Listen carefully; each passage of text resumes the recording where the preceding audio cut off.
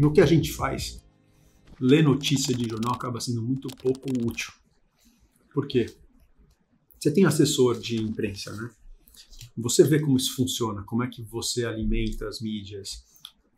Tem poucos jornalistas que são jornalistas mesmo. Os do Valor é um destaque positivo. Toda vez eu tinha assessoria de imprensa, eu dava muita entrevista. Toda vez que eu tinha uma entrevista com o Valor, eu tinha que me preparar, eu tinha que pegar dados, eu tinha que pegar fatos. Eles nunca só entrevistavam eu entrevistava 3 pessoas. Faz um trabalho bem feito. 90% das notícias era assim, Securato, dá pra fazer uma pauta assim? Dá. O que você precisa saber? Preciso saber. Aí eu já mandava pronto.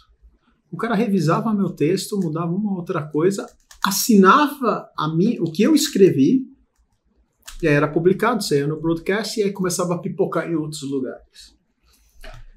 Então o que eu tô querendo dizer é que eu acho que a maioria das informações que a gente consome tem um viés muito grande não jornalístico. A segunda coisa é que o mundo hoje está tão imediatista que não tem notícia com profundidade. As pessoas não têm mais paciência para ler The Economist, que é aquelas matérias de 10 folhas densas. Então, o caminho foi para podcast. Então você tem hoje podcasts de 2 horas, de 3 horas, de 4 horas, que você tem a oportunidade de entrar realmente a fundo. Então o podcast hoje, ele se compara para mim, na minha vida pessoal, como um livro.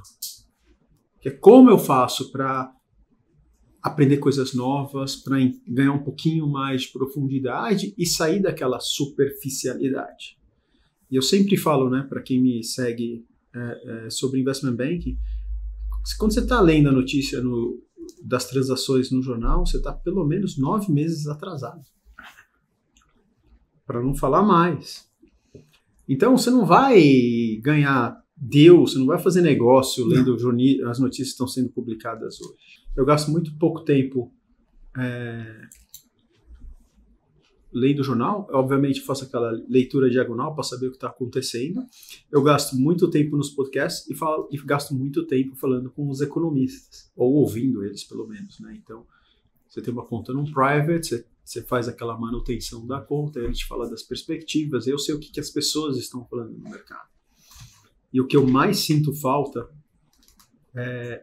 no meu dia a dia, depois de ter saído do Deutsche Bank, é justamente essa conexão, né? Você estar conectado com o mundo, você está vendo o que está acontecendo nos outros países, na Europa, nos Estados Unidos, você está cercado de pessoas mais inteligentes que você. Esse o caminho da boutique é um caminho muito solitário. Muito. Então, eu resolvi 2 problemas. É uma oportunidade, fazer o podcast é uma oportunidade para discutir assuntos com um pouquinho mais de profundidade e voltar a ter um contato com pessoas mais inteligentes que eu, pessoas... visões diferentes. Pessoas que podem contribuir para o meu pensamento. Complementar. Não sei se você sabe que o Global Head de DCM do Deutsche, há uns 4, 5 anos atrás, com essa perspectiva exatamente por aí, ele resolveu fazer um advisor de uma empresa que chama, olha depois de curar, chama King's Rock. E ele começou a pegar executivos com um certo grau de celebridade, provavelmente, se não 100, 99% do Deutsche. Você fez a parceria com o King's Rock? Fiz. Não, é daí que eu lembro do nome. É daí. Me conta. E daí, o Roca me ligou e ele falou, Bernardo, antigamente era uma coisa informal, que me criava uma conexão, uma conectividade com o exterior. Então, hoje, quote and quote, a One Partners tem um global reach. Não é. Mas, hoje, se eu precisasse saber alguma coisa, um fundo, um endowment fund, ou um fundo soberano da Arábia Saudita, tem um cara do King's Rock de lá. Que legal. Ele começou a fazer esse negócio, e trazendo gente sênior de todos os continentes. Tem 110 pessoas e o curioso é que agora, as we speak, não é nem público, mas ele resolveu constituir um broker-dealer. Ah, é? Que legal. E ele criou um board. O chairman of the board é o Joseph Ackerman. Oh, uau. E tem mais 5 ou 6 pessoas. Eu sou um dos board members. Então, que legal. Acabou sendo... Quer dizer, dá para trocar algumas ideias. A gente tem um telefonema global, porque a gente se desconecta, que é uma questão da... Você tem, acho que, 3 estágios. Você tem o estágio da grande instituição, o estágio que algumas pessoas querem que eu não...